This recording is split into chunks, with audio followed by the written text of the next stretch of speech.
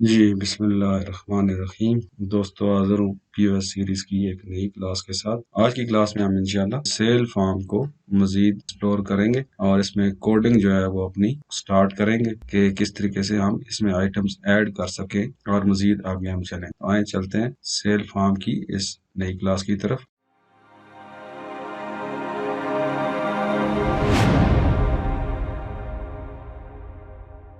दोस्तों, यहाँ पे मैंने सेल फॉर्म आपको बताया था पिछली क्लास में। हमने ये परचेज फॉर्म को अमेंड करके हमने एक सेल फॉर्म बनाया था, जो हमारा जस्ट मैंने आपको एक फॉर्म डिजाइन करके बताया था कि ये फॉर्म इस तरीके से चलता है। इसकी जो रनिंग है, जो इसके कोड बिहाइंड है, वो हमने चेंज नहीं किया था। तो आज हम वन बाई वन यहाँ से शुरू करेंगे। वन बाई वन कोड को हम अमेंड करेंगे ताकि हम इसमें आइटम्स ऐड और डिलीट कर सकें और सेल फॉर्म को हम आगे बढ़ा सकें। तो यहाँ पे सबसे पहले मैं यहाँ पे जो डबल क्लिक में हम आइटम ऐड करते हैं इसके ऊपर चलता हूँ। बल्कि यहाँ पे अब क्योंकि मैंने वो कमेंट कर दिए थे, तो यहाँ पे हाँ डबल क्लिक पे मेरा जो है ना वो ये शो नहीं हो रहा। तो मैं इस फॉर्म का कोड खोलता हूँ। यहाँ पे व्यू कोड में हम जाएंगे। इस फॉर्म पे जो कोड मैंने लिखा है वो यहाँ पे आ जाएगा। यहाँ पे मैं देखता हूँ डबल क्लिक मैंने यहाँ पे लगाया था। ये देखिए सब LST आइटम्स डबल क्लिक वाला मेरा कोड लिखा है। इसको मैं अनकमेंट करता हूँ। ये मेरा अनकमेंट हो गया और ये कोड मेरा अब ये चलने के काबिल हो चुका है। अब यहाँ पे हम कॉल कर रहे थे ऐड आइटम के प्रोसीजर को, सब रूटीन को, और ये जो मेरा डबल क्लिक वाला इवेंट है, ये जस्ट डबल क्लिक से आइटम आईडी उठाता था और वो पास कर देता था ऐड आइटम वाले सब रूटीन को। तो हम हमें चेंज जो है ये तो इसी तरीके से होगा, क्योंकि यहाँ पे हमने कोई अमेंडमेंट नहीं करनी है। जस्ट हमने डबल क्लिक करना है और ये वहां से आइटम आईडी उठाएगा और ऐड आइटम वाले टेबल को देगा। तो यहाँ पे मैं जाता हूँ। यहाँ पे मैंने ऐड आइटम वाला कोड लिखा था, ये है मेरा सब add item ID as integer. इस पूरे कोड को मैं अनकमेंट करता हूँ और इसमें हम अमेंड करते हैं जो हमारे, ताकि हमारा जो है वो कोड चल सके। अब यहाँ पे मैंने ऐड आइटम वाला कर दिया। सबसे पहले तो ये चेक कर रहा है कि आइटम आईडी अगर 0 है उसको नहीं मिलती। खैर, इसमें जो डबल क्लिक वाला इवेंट है इसके ऊपर तो उसको आइटम आईडी मिलेगी ही मिलेगी, क्योंकि वो एक लिस्ट में आ रही है और उसकी आइटम आईडी होगी तो वो लिस्ट में आएगी। खैर, ये चीज हम वहां पे इसको मैं बल्कि कमेंट ही कर देता हूँ। ये मेरी जब बार कोड वाला हम इवेंट लिखेंगे उसमें फिर हम इसको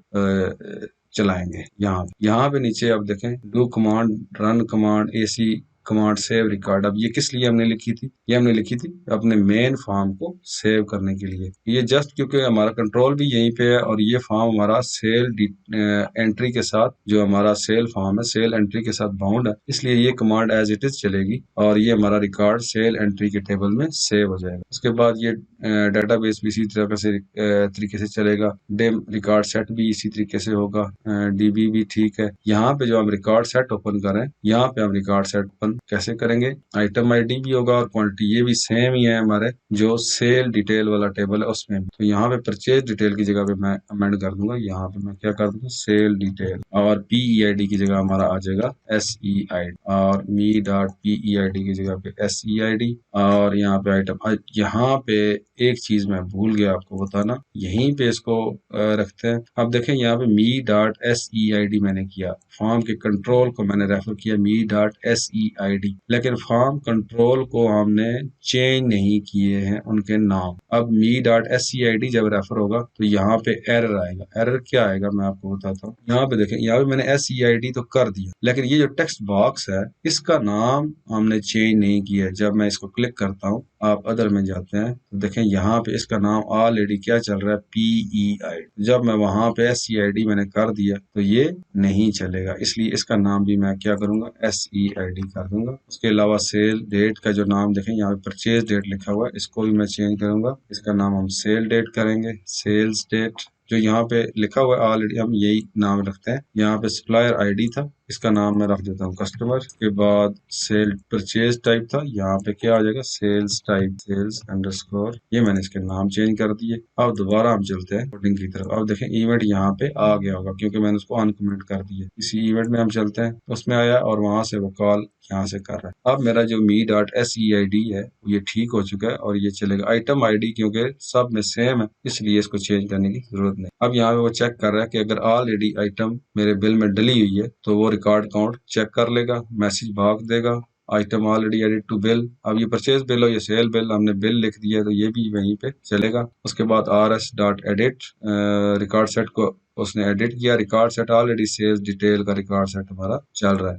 उसी को एडिट करेगा और rs.quantity में क्वांटिटी एक प्लस कर देगा और उसको अपडेट कर। अब यहाँ पे फॉर्म्स के अंदर purchase form dot total bill, अब परचेज फॉर्म की जगह पे क्या आ जाएगा, सेल फॉर्म, यहाँ पे सेल फॉर्म। और टोटल बिल डॉट वैल्यू डी सम करेगा। टोटल कंपनी प्राइस की जगह पे क्या आ जाएगा, टोटल अमाउंट। और परचेज डिटेल की जगह पे क्या आ जाएगा, सेल डिटेल। और PEID की जगह पे क्या आ जाएगा, SEID। और मी डॉट PEID की जगह पे मी डॉट SEID। यहाँ पे परचेज डिटेल सब फॉर्म की जगह पे सेल डिटेल सब फॉर्म डॉट रिक्यूरिंग ये हो जाएगा। और RS डॉट क्लोज और नथिंग आ। उसके बाद एल्स में आगे अगर उसको आइटम नहीं मिला तो नई आइटम जो है वो ऐड करेगा। कौन से में ऐड करेगा, परचेज डिटेल के बजाय सेल डिटेल, ऐड न्यू। अब RS डॉट PEID की जगह पे यहाँ पे RS डॉट SEID आ जाएगा और मी डॉट PEID की जगह पे SEID आ जाएगा। Item ID as it is चलेगा। और अब यहाँ पे हमें एक चीज और चाहिए, वहां पे तो हम देखें सेल ये प्राइस जो है वो हम खुद लिखते थे, लेकिन अब क्या होगा, अब जो यहाँ पे प्राइस है ये हमारे डिटेल टेबल के अंदर उसने फीड करनी होगी। उसके अलावा हम देखते हैं यहाँ पे देखें सेल्स डिटेल टेबल में खोलता हूँ, यहाँ पे उसने SEID भी फीड कर दी, आइटम आईडी भी फीड कर दी, क्वांटिटी भी फीड कर दी। अब वो प्राइस जो है वहां पे फीड करेगा, तो प्राइस हमें यहाँ से उठानी पड़ेगी। अब यहाँ पे मैं जाता हूँ इसके अंदर और आइटम आईडी और उसके बाद यहाँ पे मैं डालता हूँ प्राइस। अब प्राइस डालने के लिए हमें यहाँ पे प्राइस कहाँ से आएगी ये सोचने की जरूरत है। अब प्राइस आएगी हमारी कहीं ना कहीं हमें प्राइस उठानी पड़ेगी, तब जाके प्राइस हम उसको ऐड कर सकेंगे। इसको मैं यहाँ पे रोकता हूँ, ये जो हमारा कोड है इसको मैं यहाँ पे रोकता हूँ। हम पहले प्राइस उठाएंगे। देखें आइटम आईडी तो हमने उससे उठा ली, जो आइटम आईडी वहां से आ रही है डबल क्लिक के इवेंट पे। अब यहाँ पे प्राइस आईडी जो हम उठाएंगे ये हम वहां पे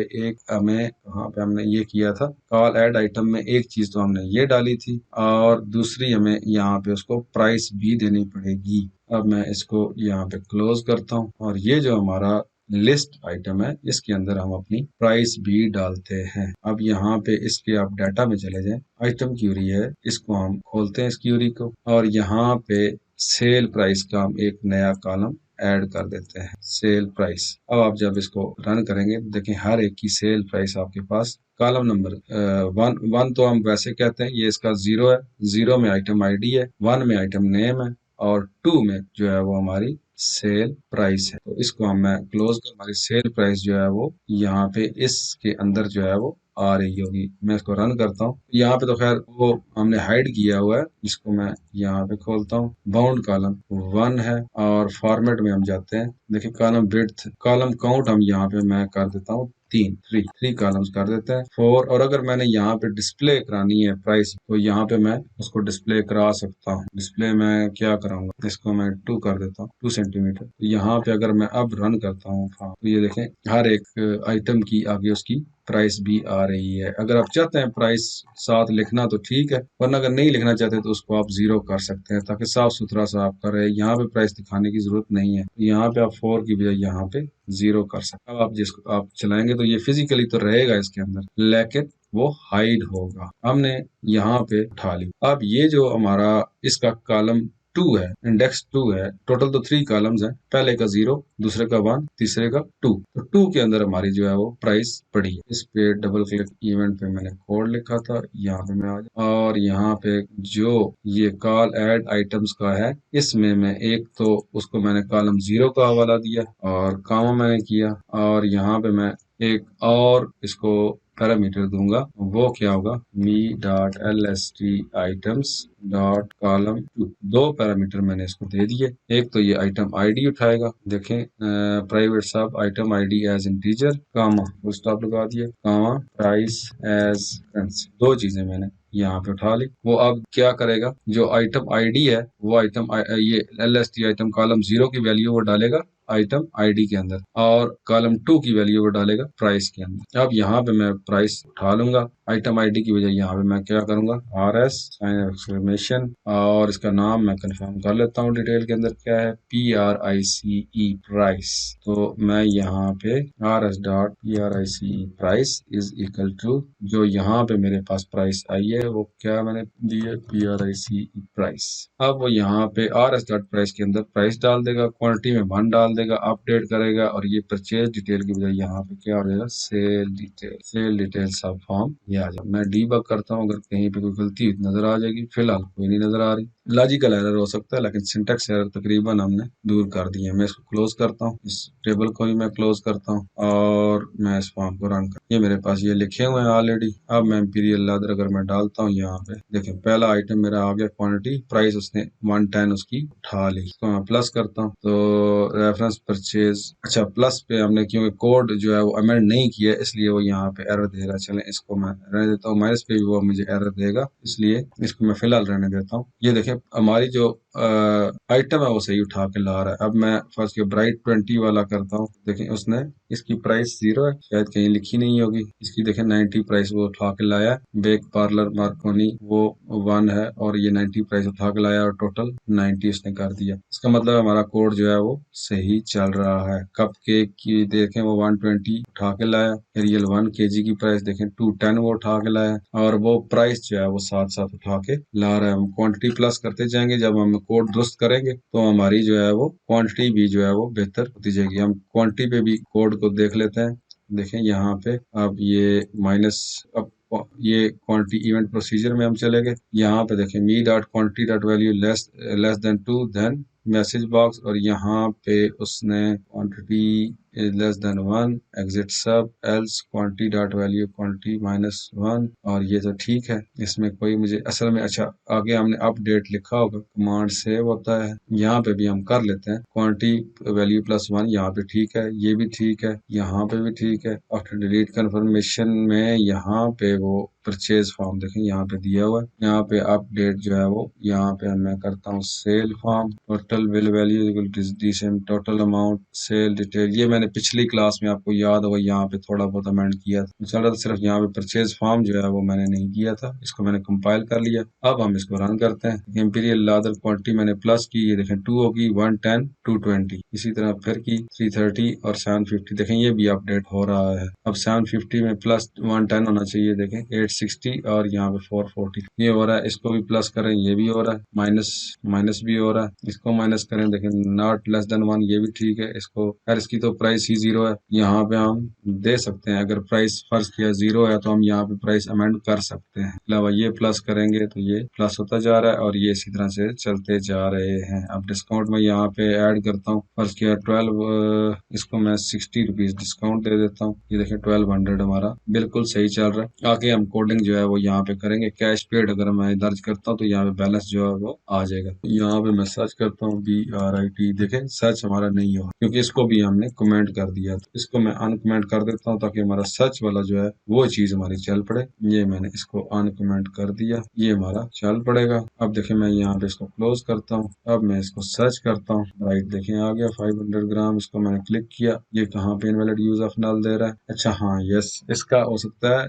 वहां पे प्राइस न लिखी हुई हो, प्राइस नल हो, इस वजह से वो यहाँ पे एरर दे रहा। अब यहाँ पे मैं अमेंड करता हूँ, बल्कि यहीं पे हम अमेंड करते हैं, क्लिक करता हूँ और डीबग करते हैं। यहाँ पे जिस तरह मैंने देखे NZ का फंक्शन चलाया था, यहाँ पे भी मैं NZ लगा देता हूँ। अगर यहाँ पे उसको प्राइस ना मिले तो कॉमा डाल के 0 और उसको 0 कंसिडर करे, इसका एक ब्रैकेट में और लगाता हूँ और क्लोज यस करते हैं। अब मैं इसको डालता हूँ प्राइस 0, अगर उसको प्राइस नहीं मिलेगी तो वो उसको 0 ही कंसिडर होगा। नेक्स्ट क्लास में इंशाल्लाह हम मजीद इसको दुरुस्त करेंगे और इसमें मजीद चेक्स लगाएंगे। उम्मीद है आपको ये क्लास पसंद आई होगी, अगर पसंद आई है तो चैनल को सब्सक्राइब करें, क्लासेस को शेयर करें और बेल आइकन प्रेस करके रखें ताकि नेक्स्ट क्लासेस का नोटिफिकेशन आपको मिलता रहे। बहुत शुक्रिया, अल्लाह हाफिज।